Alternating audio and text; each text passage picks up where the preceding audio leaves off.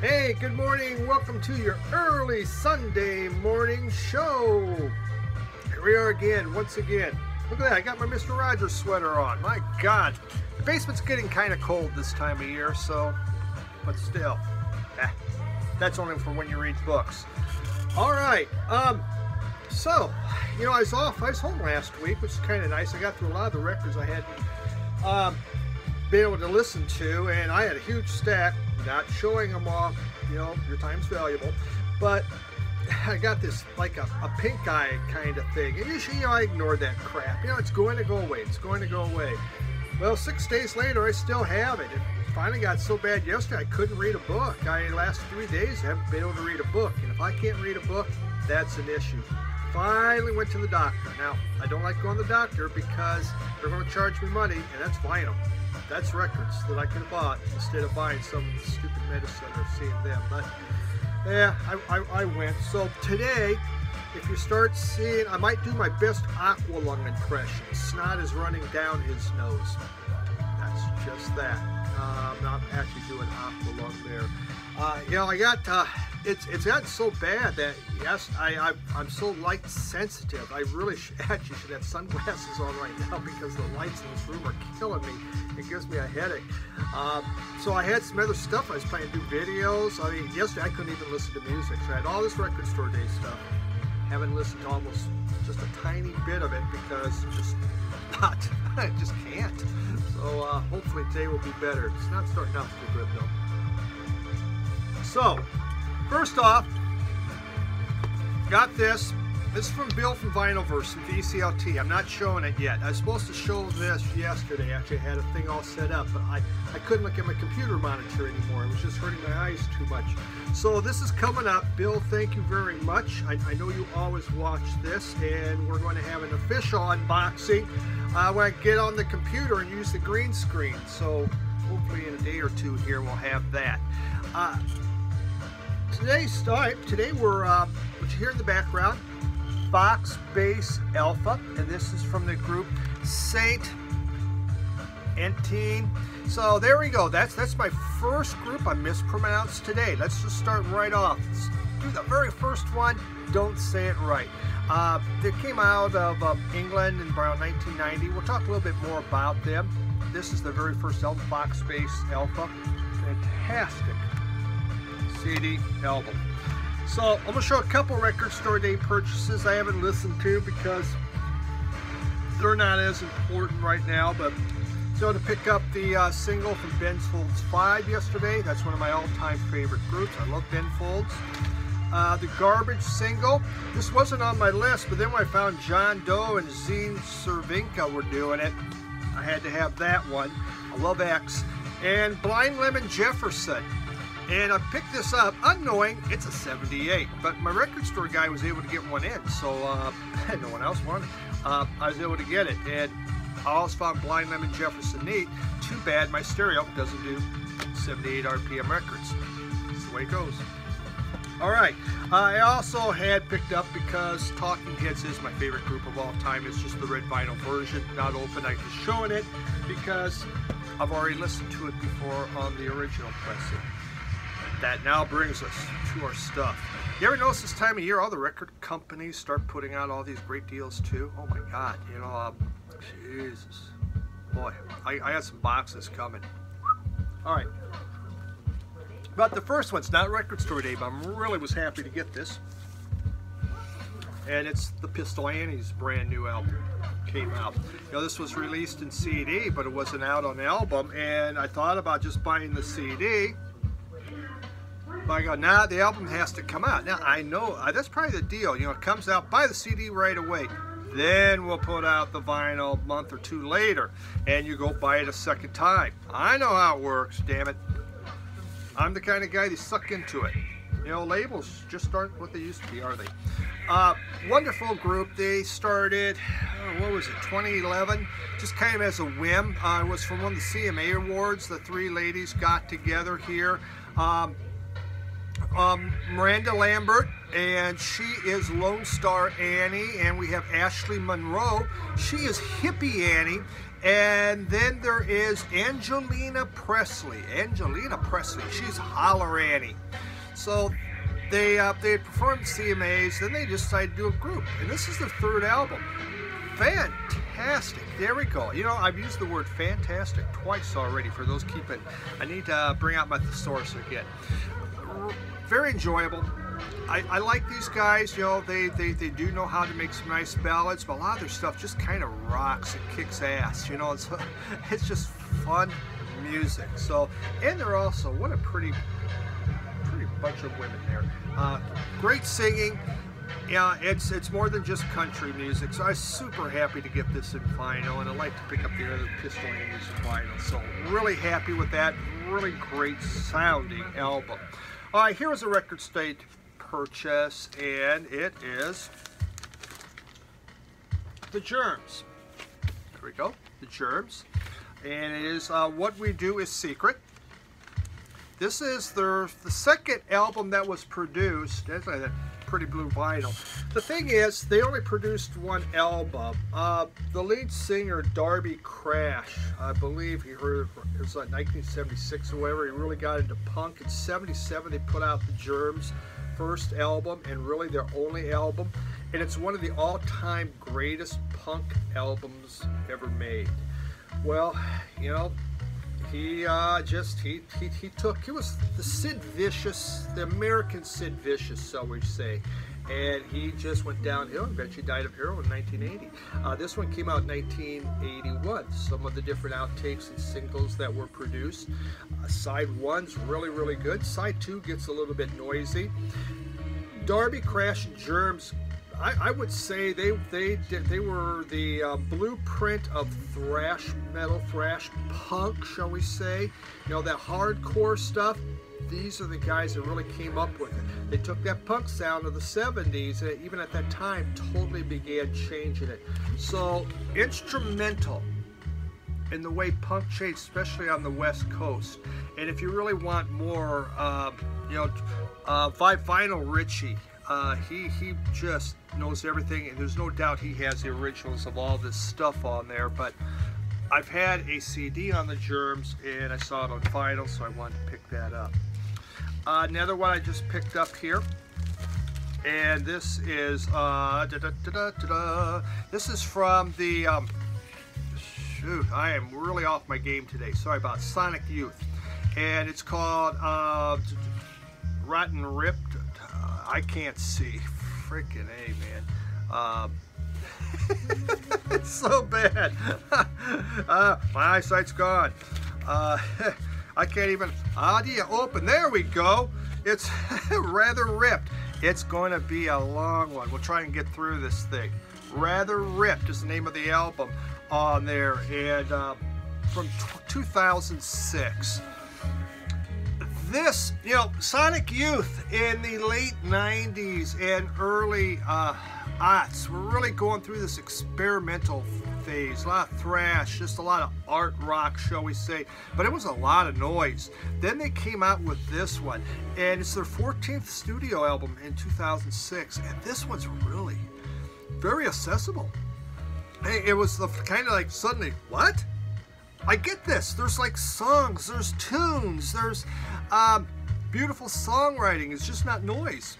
And so, Rather Ripped, I had it on CD, and it's a red CD. I was really excited. In my record store, I had this thing in vinyl, so picked that thing up. Really great Sonic Youth. You know, I look back at the, when I look back at the late 80s, you had Daydream Nation, then you had Goo come out, you had Sonic, and a couple of the other ones right around that time frame. They really had these great tunes on there, and then they began going into this whole other thing. It's nice to see. All right, so we talked about, you know, Foxbox there. Picked this thing up at a store. Also, I saw it. And this I brought way back in West Virginia. Oh, gee whiz, over a month ago, but I just haven't been home to listen. Saint Etienne, say they all aren't French. So Tough. This is their second album that they put out, and this is a repress from the 90s. I mean, from the aughts on there. What was really neat about this group is actually, I guess it was a couple music critics that put it together and began playing music, and they found a lead singer for it. But it takes like 60s pop, 60s almost like girl pop music, and puts it in with the 90s club beats. So it became club music with the 60s sound to it on there. Really, you know, there's a lot of acid house rock beats on it. So as in England, as the music began going into all this house music, this became a really important band. Second album, very beautiful album. The lead singer's voice on here, which I don't have, I'm super fuzzy. It's just, she sings wonderful. I mean, you can hear her in the background. So always happy to find stuff from this group. This is my first vinyl. I have some in CD, but not in vinyl, so that was great. All right, another one. A few months back, I showed this group as my first one, and I got a second one from them. Clutch, Tyrant, Blast Tyrant. Look at that. Isn't that fun on there? I'll just open it up this way so you can see the artwork on it. And you know, Clutch formed in the early 90s. They're still putting out albums, you know, now. This thing, this was from, I'm trying to think here, 2004, I believe. It went into DRT Records. And they had been on a different record label, but this was the first time they went onto this DRT Records. And they came out with this, and they actually, this one did really well. It was their best-selling album up to date. It is hard, very hard rock. You know, it's not like hair metal or thrash metal or anything like that. It's just hard rocking, really loud guitars just crunching away through there, big drum beats on the whole thing. I really have enjoyed Clutch, and you know, it's now, you know, they're on my radar for things to look at as I travel around. So fun listen to on that one. All right, let's take a trip. All right, let's go down to Brazil now, and I want to talk a little bit about some music from Brazil. And the first one is the Astra Gilberto album. Okay. And Astra Gilberto, she was a gal that sang on the song The Girl from Ipanema. All right. Her husband was Jaco Gilberto. And her, so Jaco, her husband, and Stan Getz, they got together, and you know, they did the whole song. It's on Verve. They did the whole Girl from Ipanema thing, and that thing just took off. Well, they needed, actually, they were sitting around, they needed a lead singer, so Jaco goes, you know what, my wife can sing. Now, she had no formal training. She was basically a housewife. 24-year-old, he had a really young housewife there. Young gal, but she had no formal training whatsoever, very shy, but she goes, she has a nice voice. So she came in, she did The Girl from Ipanema. Sure, I'm saying it, Ipanema. Hey, you know what I'm talking about. And it took off. So people loved her voice, and so she went around with the groups, and so they decided to do a solo album with her, which basically Stan Getz is on here, and Jaco's all over it. It's the Bossa Nova, the Brazilian Bossa Nova that was so popular in the 60s. Problem is her voice, it's very limited. It's fairly weak, so you don't have no powerful. It just has that soft, sullen thing. I thought of it this way. When I saw this, I told my guy at the record store when I bought it, I go, you know, my wife might eventually decide to divorce me due to all the vinyl I buy. If so, I need to start over. I need to have a bachelor pad. This is bachelor pad music. So just in case that happens, I now have some bachelor pad stuff. So it was a fun listen. I liked it. You know, I do enjoy her voice, though it is fairly weak. So this came out in 1964, and then she began touring around again. Really wasn't what she wanted to do, but people wanted to hear her. So now, talk about Brazil. This is probably my best find of the week. Brazilian guitar fuzz banana. Now, just that title alone says everything. Brazilian Guitar Fuzz Banana. Isn't that just a hoot? Yeah, baby. All right. Let's see if there's a label on that thing. Not really. Okay. This, in the 60s, Brazil was known for Bossa Nova. Brazil had an underworld going on. The youth were rebelling. What had happened? Politically, Brazil had gone into a military dictatorship. They had a military strongman take over. Kids weren't happy. And so they began, you know, a lot of times what happens? You know, in the 60s, we had all that music change going on too.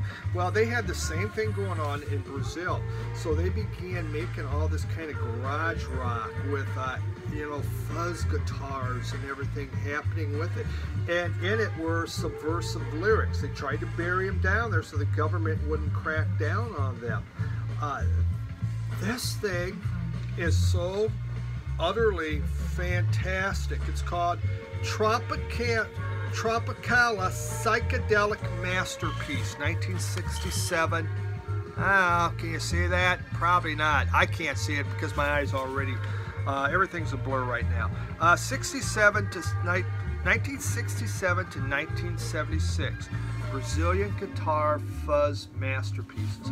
I can't tell you enough how great this album is. It really, the songs are wonderful. It's like just pure garage rock, you know, stuff you would hear from the 60s. Anybody that likes that kind of music would totally get off on this album.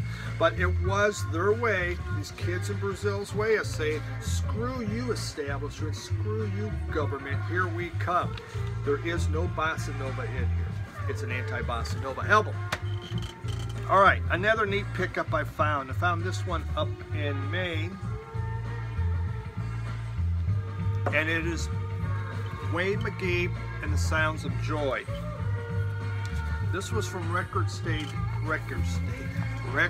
Day in Canada from 1974. Doug Armstrong from Fat City Vinyl knows a lot about this. He's been involved with people that helped produce this thing, get it set up. I've had some neat conversations with him. You know, his knowledge and the people he knows is really incredible. Came with a nice book. You ever notice? I wish Record Store Day stuff would do more of that with nice books in that. But Wayne McGee was, or McGuy, I'm probably saying it wrong again, you know, from Jamaica, moved to Canada into the 60s. And Canada had around 50,000 Jamaicans living there, and more were coming in. And he was trying to make it in music and just having a hard time. But in 1970, he formed a little group, The Sounds of Joy, and they made this. Didn't sell that well. They had a hard time with it, and eventually a warehouse burned down and burned up all the copies, and it's been hard to find. And this guy, you know, he kept trying to make music throughout the 70s, but eventually drugs became a transit and kind of disappeared. Well, they did find him, and they did reissue this. So they are from Jamaica. There is some reggae in here, but really it's soul and funk. It's a very soul-y, funky album, and I would never have even thought that it's had any reggae influence on it. Wonderful listen. It's just kind of one of those fun things to find out there, you know, when you find those old Record Store Day things. So, fascinating album. If you like soul music, this thing's really good. It's 1970s, came out of Canada, and from Jamaica. Almost done. We have the Chi-Lites, the Chi-Lites, and that is on its way. Chicago group. You know, at the time, in the 70s, you know, the vocals are coming out of Detroit, coming out of Philadelphia and that. Well, these guys had been called the Hi-Lites, and in the mid-60s, they changed their name because they're from Chicago, so it became the Chi-Lites. And they're struggling, and then they switched over to New Brunswick, or to Brunswick album label. and they began having a hits. And this one here has the song "Oh Girl." Oh girl, ba-da-ba-ba-ba-ba. There you go. So now you all know what that one is, I'm sure. And there was another one on here. They did Marvin Gaye's Inner City Blues. They did a really nice rendition of this. A Lonely Man, I believe, went to number 8 on the charts. So, you know, it's just when you can find some of this old soul music, it's always exciting, and that was a nice listen. And my final one here is Zachary Richard, Mardi Gras Mambo. This comes out of Lafayette off the Rounder label, and it is some Zydeco, and kind of looks scary in his mask there. It's not bad. It's mid-80s Zydeco. You know, he plays the single keyboard there on the accordion. Just fun party music. Is as good as some of the other stuff? No, but Zydeco, and I tried to pick that up, so it's a good listen. You know, behind me you can see some of the record store day purchases that I got this year. So I don't know, depending on the size, but man, it's already sucking. We'll see what's going, but I'm pretty excited about that Dexter Gordon, the Cannonball Adderley. About Fritz the Cat. Someone, I saw this video of that Fritz the Cat. I have no idea. I mean, I know what Fritz the Cat is. I was really young, but you knew what that was. But I guess you put a light on it that you can watch the cat run around. I just thought that was kind of cool. So I bought that just for the stupidity thing of the novelty. All right, well, there's my update. I have another one that I will do because I have some VCLT, and I have a contest entry for Beth. She has a Christmas thing, and I do have, I'd like to do that one. So I can barely see my float now, you guys are all, it's all crusting out on me. So hopefully this thing gets, as I start traveling Tuesday again, and so I got some eye drops. If it don't work, I guess I'll go see an optometrist. But thanks for tuning in, everybody. Appreciate it. New subscribers, thank you very much for that. Hope everyone had a great Thanksgiving. I basted my turkey with Wild Turkey Bourbon, and it came out awesome. So Wild Turkey Bourbon makes a great base with some molasses and brown sugar. All right. Thanks once again, and everybody have a wonderful week. Take care out there. All them holiday shoppers, they're crazy. They're crazy. I used to work in that. I understand. Have a good day.